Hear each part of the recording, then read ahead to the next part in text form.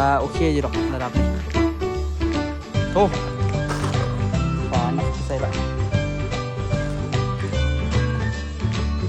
ระดับตัวมันบ่พลาดหรอกอันนี้นี่ก็เกือบบ่ได้ได้อยู่ฟิตหน่อยนึงตัวก็แล้วตัวเก่งเลย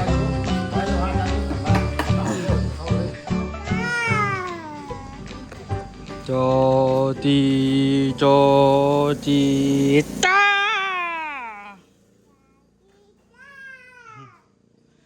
สบายดีตอนแรกนะทุกคนมื้อนี้สิมาอัปเดตนะทุกคนเปิดคลิปเพื่อก็ได้พอดีลงคันใดตลอดนะทุกคน เพราะว่าเฮ็ดเบิ้ลมือเฮ็ดบ่เหือก็ยังไหลบ่ทันหยุดเนาะ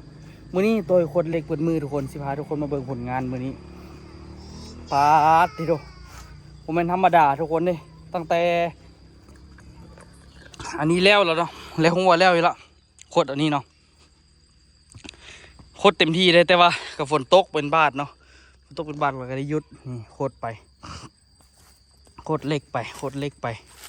นี่บ่ธรรมดาเด้อพ่อแม่พี่น้องเด้อพี่นะคุณน่ะจักอันนี่ทุกคนว่าตัวเฮ็ดนะหอนนี้ยังเหลือ2 อันที่ยังบ่ได้คดลุกไปเกลือไก่ก่อนเนาะทุกคนนี่เหลือแต่2 เสาทางนี้ตัวกาว่าสิคดเล็กจนแล้วทั้งเบิดแล้วตัวสิเทบัดเดียวสินะทุกคนโอ้โหมันสิเป็นไปได้บ่หรือว่าตัวสิคดเล็กจนสุดนี่แล้วตัวสิเทจนมันนะแบบไรวะ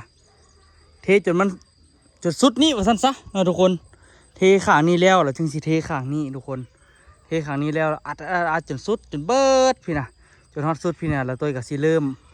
มัดเหล็กฝากนั้นเนาะมัดเหล็กฝากนั้นแล้วก็เทฝากนั้นไม่จันก็คือสิบ่ได้เที่ยวทางนี้ปานใดละช่วงนี้เพราะว่าตัวสิเทคานละเนาะคือว่าโอ้เวียกถือว่าสมควรเนาะทุกคนที่เฮ็ดมาก็ได้เต็มที่ขนาดมื้อนี้ก็คดเปิดมือทุกคนเบิ่งจากห้องหอยนี่เนาะเห็นบ่เกียงมดเป็นหอยเท้าหอยหยังมดเนาะเบิ่งคันนมกับสู้ชีวิตกับตัวมาเนาะสู้ชีวิตเอาแท้เอาว่าคันนมก็ได้แต่ว่าก็พอได้ห่มเนาะเพราะฉะนั้นตัวซื้อคันนมนี่รู้สึกว่าราคาเท่าไหร่วะ700-800พุ่นก็บ่ธรรมดาก็เนาะแต่มันไปเสียหลักที่แบบว่าเอาไปให้เขาเจ้ายืมแล้วเขาเจ้าไปเฮ็ดนะเฮ็ดหลุดมือเฮ็ดล่มเนี่ยเขาเฮ็ดขาดเนาะ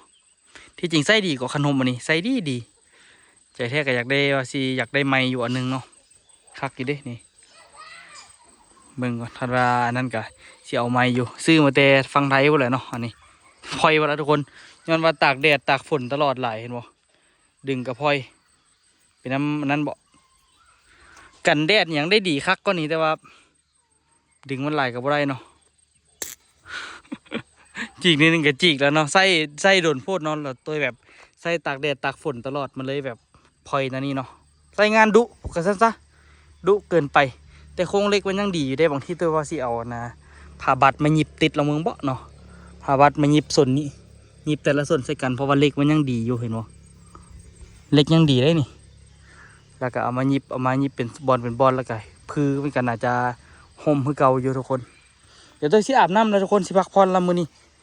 เพราะว่าเฮ็ดเวียกเต็มที่แล้วเนาะมื้อนี้เดี๋ยวตัวไปเกลือไก่เรียบร้อยแล้วเดี๋ยวสิไปฮดน้ำผักเนาะเดี๋ยวไปฮดน้ำผักเมียนเครื่องเมียนของแล้วก็พักผ่อนละมื้อนี้มื้ออื่นว่ากันใหม่เนาะมื้ออื่นอาจจะได้เริ่มเทคานฝากนั่นเนาะตัวสิมัดเล็กเนาะทุกคนตัวสิมัดเล็กจนแล้วนี่จนสุดนี่เนาะทุกคนแล้วก็เหลือนี่ก็อาจจะหักงับมันนี่เลยหักตับมันนี่แล้วก็คดปั๊บมันนี่เลยเนาะทุกคนถ้าเบิ่งตัวจริงบางทีก็อาจจะตัดเฮ็ดเล็กกันนะไว้เฮ็ดเล็กกันคานเนาะก็ได้คือกันหรือว่ามันพออยู่กะน่าจะบ่ได้ดอกเฮ็ดไปหุ้นแล้วจึงเสียบเอาซะเนาะเพราะว่ามันสิบ่คักปานใดเฮาหักมาคิดก่อนอย่าเนาะเฮ็ดกอดเสาแล้วจึงเฮ็ดเล็กเสียบเอามันจึงสิคักเนาะโอเคเนาะทุกคนเดี๋ยวตัวสิไปฮดส่วนก่อนเนาะปาโถมัดเล็กได้สำนีผมเป็นธรรมดาได้ทุกคนเด้อต้องได้ใช้ความพยายามอดทนสำใดเนาะคือแต่ว่าตั้งแต่เศร้าจำแรงเลยทุกคนยังสิได้สำนีได้จักกันว่ามื้อนี้1 2 3 4 5ได้6วางเนาะทุกคน เดี๋ยว6 วางทั้งหมดมี8 วางเนาะบางทีอาจจะตอนค่ำๆตัวชีคดเล็กต่อทุกคนอาบน้ำพักผ่อนดีๆว่างๆเนาะอากาศเย็นๆแล้วก็สิไต่โคมแล้วก็มานั่งคดเล็กนิดนึงค่ำนิดนึงแล้วก็ไปนอนเนาะแต่เบิ่งทรงนี่คือสิบุเกิดดอกคือว่ารู้สึกเมื่อยๆละ เบิ่งแม่งสวยสิมัดลวดได้แต่ละอันเนาะจักแจ้เลยทุกคนว่ารู้สึกว่าอันหนึงนี่ใส่ประมาณ12 อัน13 อันนี่แหละแต่ละอันก็มัด4 แจเซต4 แจ4 แจ4 แจไปป๊าดทีโตสุดสิแล้วเนาะทุกคนโมเมนธรรมดาเลยสู้ต่อไปนะทุกคนเอาตัวอาบน้ำแล้วเรียบร้อยละบางทีตัวสิอาบน้ำหรือตัวสิพักผ่อนหรือที่ไปเอาใส่น้ำเที่ยงอยู่ในบ้านเนาะแล้วก็อาจจะเฮ็ดเมนูอย่างกินในช่วงตอนค่ำเลยเนาะอันน่ะว่าสิหยุดแล้วทุกคนฟาดมีแหงกลับมาอีกเนาะว่าสิไปเฮ็ดนี่นั่นนี่กินคือว่าให้ไปเห็นมาแล้วคือว่ามีแหงขึ้นมาอีกเนาะก็เลยว่าสิเฮ็ดต่อซะเฮ็ดกับว่าสิแทกเอาระดับแล้วก็สิอัดแบบนะทุกคนไว้อื่นต้นตาลมาช่วยแต่บ่ฮู้ว่าเพิ่นสิทันบ่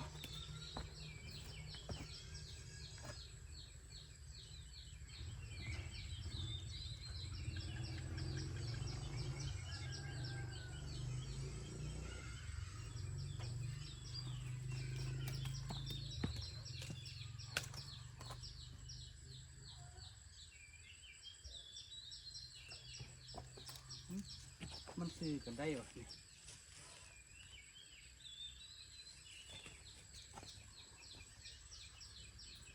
เราต้องมาขอดกันก่อน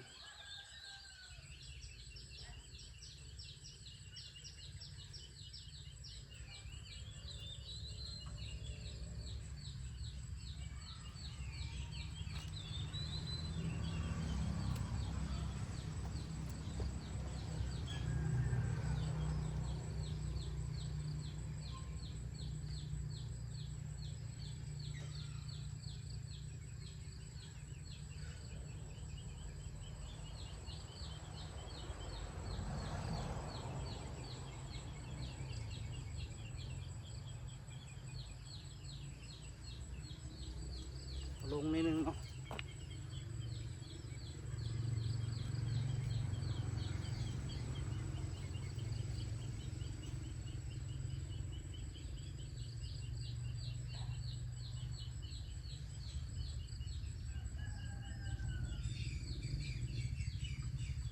ป้าคือสิเอาลงหลายแท้การมึงตำมันก็นี่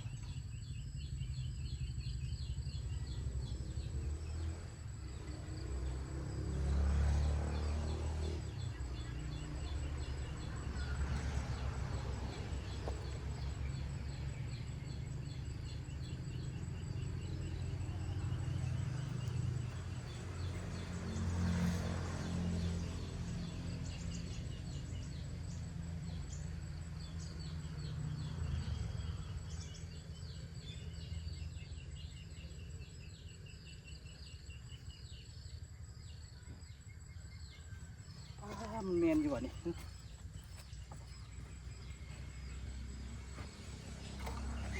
ียนนะจะประมาณนี้นะ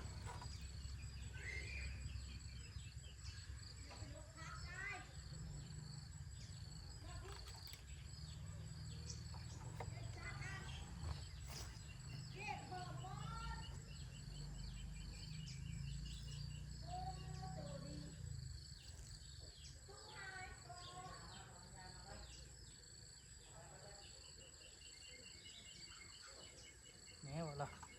เกือบถึงละ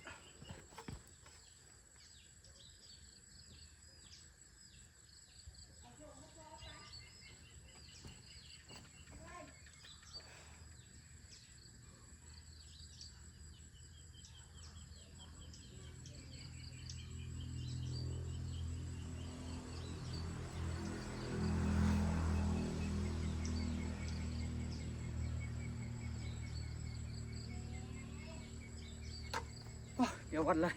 เอามันซื่อๆกันทุกคนยังงงๆกับมันอยู่จากที่ว่าเอาอันน่ะเอาบรรทัดนี่แทกแล้วก็เบิ้งเนาะสุดท้ายเอาใส่ตาแทกเป๊ะเลย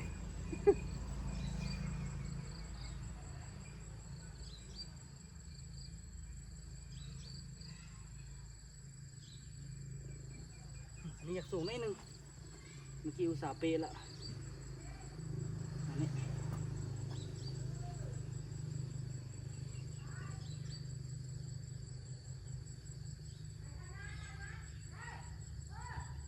โอเคนะทุกคนเนาะเดี๋ยวขีดเลยระดับแล้วทุกคนถือว่าเติบหนึ่งอยู่เนาะมีหมองสูงหมองต่ำเนาะเฮ็ดไปสูงประมาณนี้เนาะเป็นระดับกันไปเบิดผมว่ามันสิได้บ่เดี๋ยวตัวไปเบิ่งดีๆก่อนระดับคานตัวนี้น่าจะระดับเดียวกันอยู่แม่มชม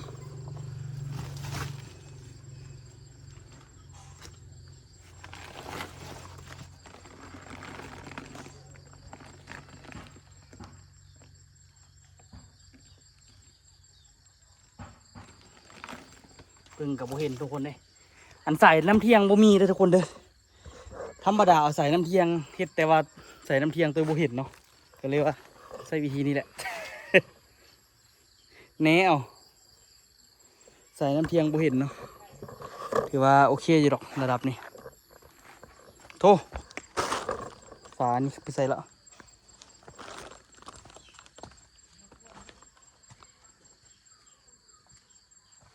เดี๋ยวหลังจากได้ระดับเดี๋ยวตัวเสี่ยว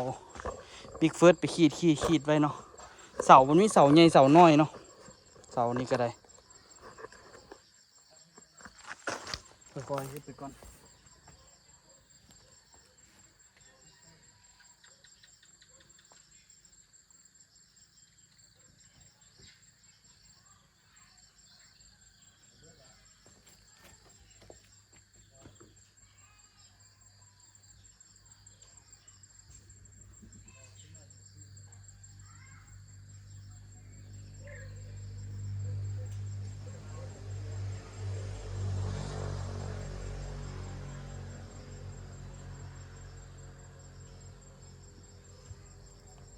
เดี๋ยวตัวชีไป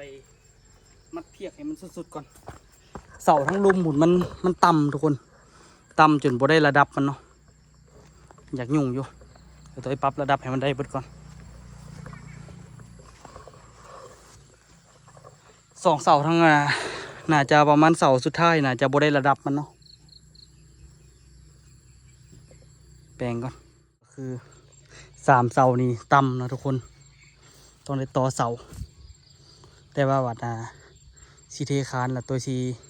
เสริมเหล็กเข้าไปมัดเหล็กไปไว้แล้วก็มัดปอกไปไว้แล้วก็เทอัดเลยเนาะเทใส่เสาคนเลย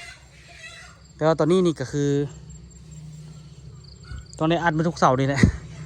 ต้องได้เติมขึ้นหลายเติมเนาะระดับมันพี่คนหัวเสาพี่ละย้อนว่าความผิดพลาดที่ว่าล้มกันบนเขาเรื่องแต่แรกเลยเนาะมันเลยผิดพลาดเนาะทำอีทคิดว่าเพื่อนอยากได้ระดับนาดินนี้เพราะว่าเพื่อนว่าสิเอาระดับเดียวกันเมื่อก็ต้องแบบได้แปลงเนาะแต่ว่ามื่ออื่นตัวสิไปซื้อสายน้ำเทียงซะเนาะสิขี่รถจักรออกไปซื้อหรือสิออกไปตอนนี้ได้แหละสิออกไปซื้อสายน้ำเทียงเลยว่าสิอัดแบบเนี่ยบุทันละมืดละเนาะออกไปซื้อสายน้ำเทียงเลยซะจักเอาจัก6 เมตรเนาะเอาจัก6 เมตรไปไว้สายน้ำเทียงยังไม่ยุ่งเบิ่งสิไปซอกซี่ของกินนำเลยไม่จันมาสิบอกไม่จันระวังนับสายเพียกว่าสิอัดแบบพิมพ์ไปไว้แล้วก็สิเทไปไว้คือสิบุได้แล้วเนาะ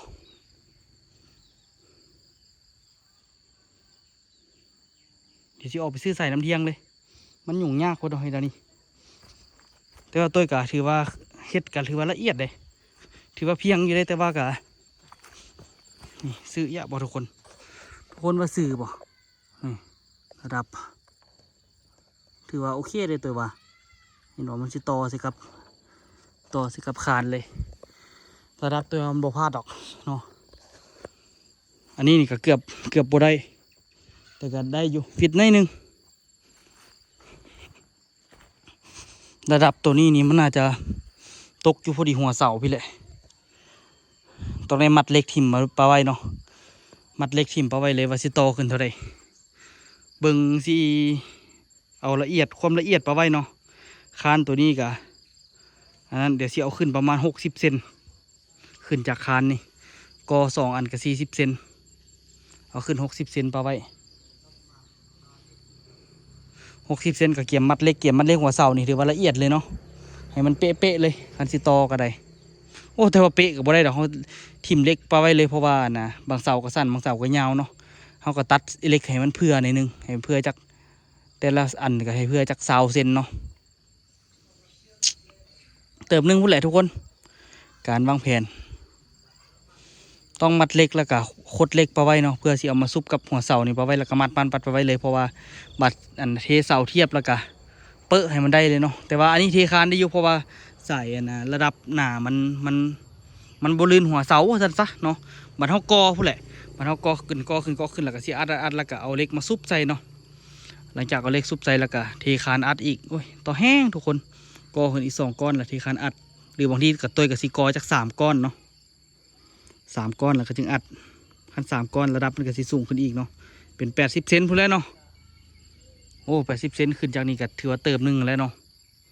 ก็สิบางทีก็สิเอาแต่60เป็นเลย60มันก็สูงเติมละ60ก็ตกอยู่ประมาณพี่แหละจากตัวนี้ก็40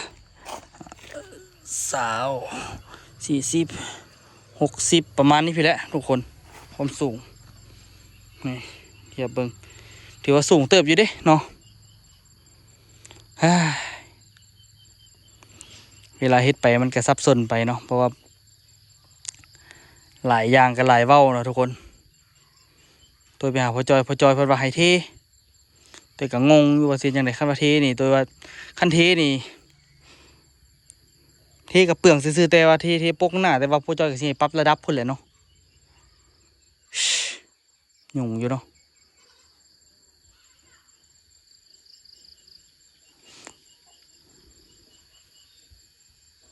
ทุกคนตัวคิดออกละ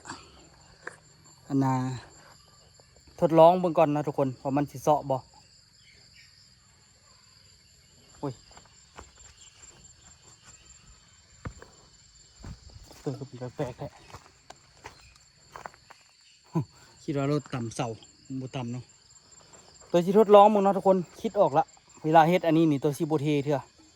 พอจอยเห็นอยากให้เทแต่ตัวก็บ่อยากเทเนาะก็เลยว่านะจังได๋มันก็บ่ได้ถมอยู่แล้วดินปีนี้ตัวสิเฮ็ดกอขึ้นแล้วเฮ็ดคานยึดหัวเสาปะไว้แล้วก็เบิ่งน้ำปีนี้เนาะมาถ่าเบิ่งน้ำปีนี้ก่อนน้ำที่มันไหลมาแล้วมันไหลตามคลองนี่มันสิเป็นยังไงเนาะทุกคนแต่ว่าตัวเสือเลยว่ามันสิเซาะออกทางข้างเพราะว่าเขาบ่ได้อัดดินไปเทื่อเนาะอาจจะถมดินไว้จัก2-3 รถบ่ให้มันถมให้มันเกินไปขนาดทุกคนอาจจะถมดินไปไว้แหละแต่ว่าสิบ่ถมจนฮอด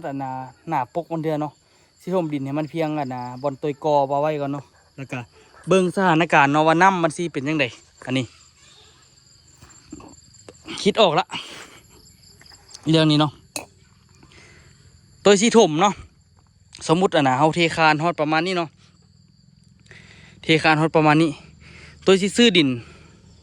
อาจจะซื้อดินให้มันถมให้มันได้ระดับคานตัวนี้ก่อนเนาะสีถมจนฮอดสุดพุ่นแหละให้ได้ระดับคานตัวนี้ก่อนมันก็น่าจะเบิดเงินบ่หลายเฮงเนาะคันว่าถมดินแบบว่าบ่ให้มันเต็มเท่านะให้มันได้แต่ซ้ำนี้ไว้ก่อนนะพอมันย่างไปย่างมาสะดวกเพราะซั่นซะเนาะสิเฮ็ดฝาปิดเทบ่เฮ็ดเท่าเนาะแล้วก็หลังจากถมอันนี้ไว้มันก็สิสะดวกเวลาเฮ็ดฝาปิดพร้อมเฮาสิบ่ได้เฮ็ดมาเนาะเฮาสามารถเหยียบขี้ดินได้เลยแล้วก็อาจจะเฮ็ดอยู่ข้างๆเนาะอาจจะเฮ็ดอยู่เทิงดินเฮ็ดแล้วหลังจากเฮาเฮ็ดแล้วเฮาก็สิเอาไปปิดเลยว่าซั่นซะยกไปแล้วไปปิดนะเฮาก็สิเฮ็ดอยู่ทางเทิงมันก็สิสะดวกเนาะทุกคนอันนี้แหละตัวเชียร์ตัวนี้แหละเนาะสิกองดินไปไว้แล้วก็ถมให้มันได้ระดับนี่ก่อนแล้วก็โจะทุกคนปีนี้เนาะเทคานจองดีๆยึดดีๆแล้วก็เบิ่งสถานการณ์น้ำว่ามันเป็นไปได้บ่มันพอบ่มันกักได้บ่เนาะทุกคนน้ำในปริมาณนี้คันมันกักได้ตัวก็เฮ็ดซ้ำนี่คันว่ากักบ่ได้ตัวก็เฮ็ดสูงขึ้นอีกเนาะทุกคนถ้าเบิ่งทุกคนเนาะถ้าเบิ่งสถานการณ์ว่ามันสิเป็นไปได้บ่แล้วก็พื้นด้วยกันตัวสิบ่เทเถอะเพราะว่าเบิ่งสถานการณ์แล้วเขาก็ยังบ่มีงบที่จะถมดินปานนั้นเนาะคือออกละสิเฮ็ดอันนี้แหละสิล้มกันไปจันทร์มันก่อนเดี๋ยวสิไปซื้อใส่น้ำเทียงไว้น้องมื้อนี้ข้านไปมื้ออื่นแต่เช้ามันหนาวเนาะขี่จักรออกไปซื้อของกินพร้อม อันนั้นละแม่จันมีวิธีนะแก้ข้อขัดข้อข้างใจละมีเดี๋ยวนี้นะมีตกบนนั่งก่อนปวดขามีคำเห็น2 ด้านเดี๋ยวนี้นี่มีฝั่งหนึ่งบอกว่านะให้เทพื้นมันบอกอีกฝั่งหนึ่งบอกว่าให้เทพื้นเดี๋ยวนี้แต่ขึ้นมาเสียจังไหนเนาะมันจังซีนะแก้ตัวนี้ได้ดูเลยคิดออกละมึงบอกวิธีที่ดีที่สุดเป็นยังลูกศิษย์ที่หลังจากเทคานนี่สุดเนาะลูกศิษย์กอขึ้นประมาณจากก้อนของพ่อจอยไว้2 ก้อนแล้วก็เทคานขึ้นบวกอีก60 เซนไอ้มาซื้อเครื่องเอาขายเครื่องก่อนบนหนึ่งเดี๋ยวเอาต่อเอาเท่าไหร่เนี่ยขายก็คิดออกนะพอดีกอขึ้น2 ก้อนเนาะแล้วก็เทคานถึงเนาะแล้วก็เฮ็ดคานจองแต่ละเสาหันเนาะหลังจากนั้นนี่ก็จังไหนเขาก็บ่มีท่านมีเงินเยอะละว่าซั่นซะหลังจากเฮ็ดคานจองล่ะลูกว่าเอาดินมาถมบนข้างๆให้มันเต็มหั่นน่ะบนข้างๆข้างหน้าให้มันเต็มแล้วบ่เฮ็ดฝาปิดเทือบอ่ะนี่กันแม่นเลยบัดนี้ปะมันก่อนเบิ่งสถานการณ์ก่อนว่าน้ำมันแบบว่ามันล้นบ่แล้วก็เสามันก็สิบ่ตัดเทื่อหัวคมยาวมันหั่นน่ะสิบ่ตัดมันเทื่อนี่คือส่วนรับประทานไปมันสิไล่เดียวมันลูกสิเสียบเหล็กไปไว้แต่ละเสาบนคานจองกันได้คันว่าบางทีน้ำมันล้นบ่สินะคันสมมุติว่าน้ำมันล้นเกินไปจนแบบว่าแต่ลูกว่ามันบ่ถึงขั้นว่าล้นกายดอกไปคันน้ำมันล้นกายเขาก็แก้ไขให้มันสูงขึ้นอีกสินะคันว่ามันเฮาตันบางทีล้นมันก็ต้องอยู่พี่มันก็ดันเข้าไปทันจุดแม่นมันสิดันไปหน้าเฮือนเฮานะความหมายนะคันมันบ่พอนะเขาสิเว้าให้ความหมายหั่นนะคันเขามากวดแล้วน้ำมันดันแล้วมันมีปัญหาว่าโอ้ยน้ำเป็นอย่างบ่ไปมันมาคายนี่เดี๋ยวเขาสิมีปัญหาโอ้ยห่วยนี่มันกับมืด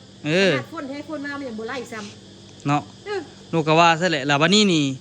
เบิ่งบัดนี้นะพื้นหั่นบ่เทเทื่อเบิ่งว่ามันสิเซาะมันสิแซะบ่คือหลายคนว่าบ่พอจอยก็ว่ามันสิเซาะแต่ลูกว่ามันสิบ่เซาะมันสิดันพวกขี้ดินมาถมมันอีกลูกว่านะมันสิดันขี้ดินมาถมคานจนมันเต็มจนมันล้นหั่นน่ะแล้วเขาก็บ่ต้องคนดินไปใส่มันอีกมันหนักสิล้นใส่มันเองนี่แหละคือเลยคิดออกปิ้งมาดึงมือกี้นี่แหละลูกคิดไปคิดม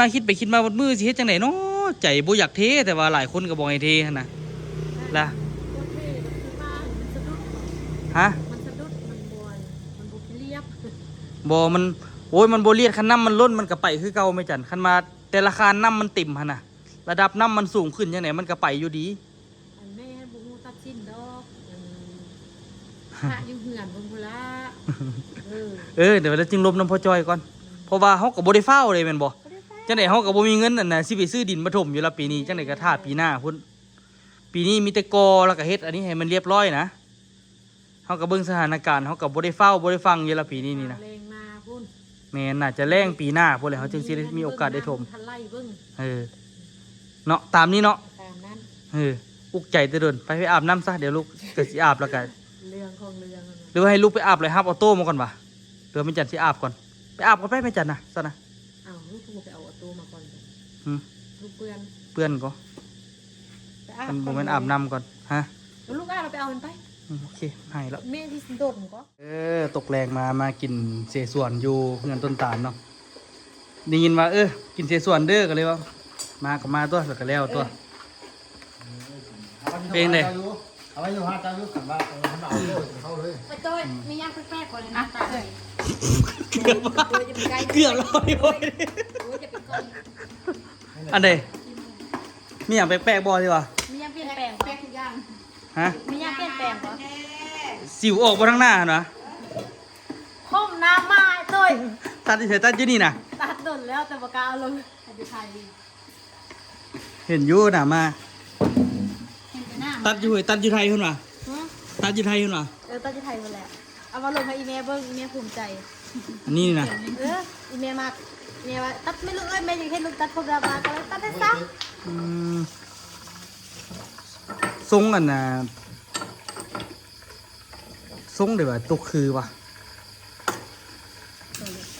ตัดไว้ของมันฮะแบบสูงเอามาที่กระผมสไลด์มาจุดถึง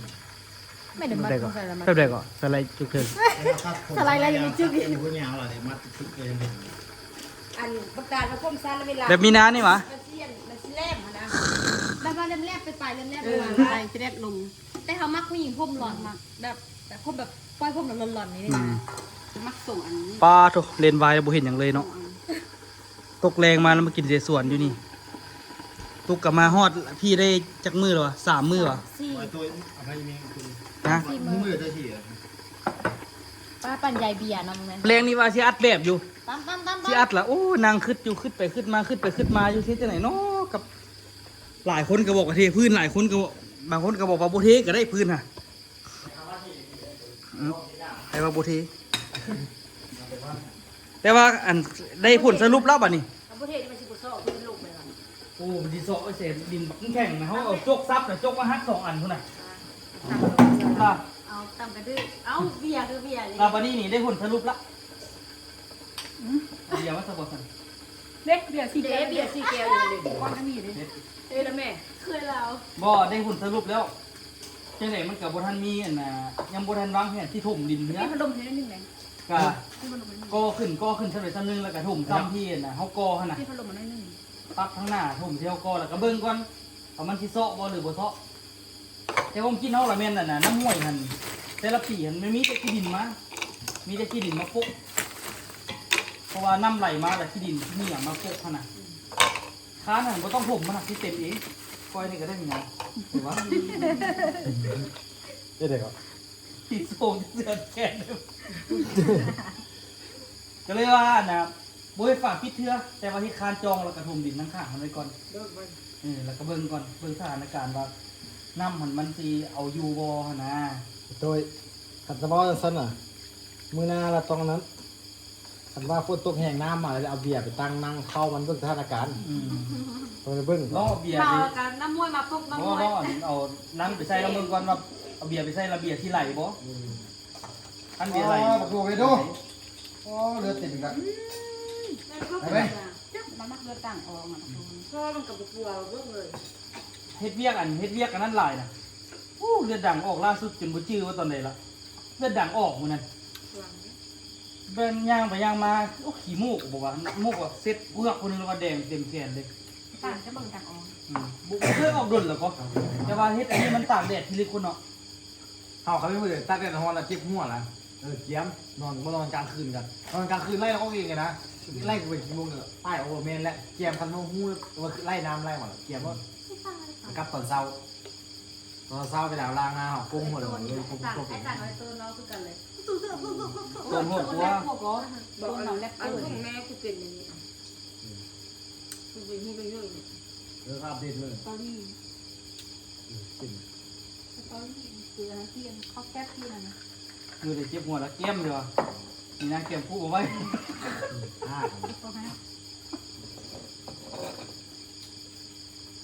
ก็ขำมือเดิมมา อุ่น30ที่1นู่นแหละย่านแม่นน่ะนะมีนาที่เกิดลูกแล้วก็พากันไปเที่ยวกันอยู่เวียงน่ะ กินนัดพบกันคุณน่ะ พาโดนโดนขนาด เอ้าเดาเบิ่งเอาว่ามีนาที่เกิดมันเที่ยวไหนเอา เอาวันที่สี่ ว่าหม้อกับบอก เขาเราเป็นนักก็วันที่สี่ลูกเรานะ ไปก็ว่าประมาณวันที่3ที่4จ้ะ ว่าหม้อกับเบาเท่านั้นเมย์จะกระยังเบาแต่เมย์จะกระบาล นา มันสุกว่าใครบกว้างกระจายมันสุกอ่ะ เป็นอย่างนั้น รู้สึกว่าวันที่4อันนี้ มันสุกวันที่ห้า 5ว่ะ เขาก็วันที่สี่แต่ไอ้อันไอ้ที่น้อยวันที่สี่ อย่างนี้กับพี่ 5เนาะบอกเนาะ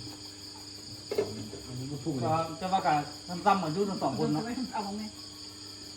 กูก็ กลุ่ม สิได้ แล้วหมกกุ้งวันที่17 มาโกงวันที่ แต่น้ำไล่หมดมันแทงให้มันเป็นโลด เอาว่าไปตอนพูนแต่ต้องโกดอันตอนเดือนแรกคุณนะเขาจะตอนเขามีเขาไปเอโก้บ้างเลยน้ำเราบ้าง จริงๆแรกๆน่าจะบ่พลาดเนาะ แม่ ทั พ น ยา ว่าย าม เมื่อแต่ก็พาเบิ้งให้แล้วมันเจอแต่ว่าไอ้เบิ้ง คนเฮาท่องได้เดือนละแห่เขาเดือนเขาจะเจอเกิดเรากัน คนละกาย มันมีอันนึงก็สัญญาณมันน่ะ ขาที่บวม ขาเริ่มบวมเริ่มตึงมันที่เกิดน่ะ กูบ่เป็นก็ มันเป็นอะไร โอ้สร้างคนบ่ได้เป็นจะคนได้ ซึ่งกับบางคนที่ อู้แล้วก็มันเกิดแบบ ค่าลง ขาบวมขึ้นบวมขึ้นบวมขึ้น ก็คงบ่เป็นก็ นะครับกินอาการนั้นงาน น้อยเลยนี่นะ เดินห้างอาบน้ นี่เจอไล่แล้ว ำเรียบร้อยคิดราคาบาท สกินยังน้อเลย ถ้ายูทูบบอกเจ้าอยู่ว่ากันเหมาบอกตัวมันเข้าเลย มือเศร้ามือเศร้ากินอย่างมือเศร้า ต้องตัดมัน มือเศร้ากินขวเก่ามือสวยกินต้มมีมือแรงสกินยังน้อ ต้องใส่ก็ได้ ว่าอะไร ตัวมือ ว่า นี่ น้ำ คือ ได้ ขี้ห เนาะ มูกัน ไม่ได้น้ำก็ติดคลุนเลยต้มเป็นเรื่อยอยู่ผักโอ้ยผักกินหมด เดี๋ยวกินข้าวก่อนกินข้าวแล้วก็สิยกจักจอก2จอกแล้วสิเมื่อแล้วเนาะเดี๋ยวไหนไปเจอกันคลิปหน้าทุกคน แต่ว่าสรุปได้และเด้อมือนี้ ลงมาเด้อ ใครวะ ยามเลย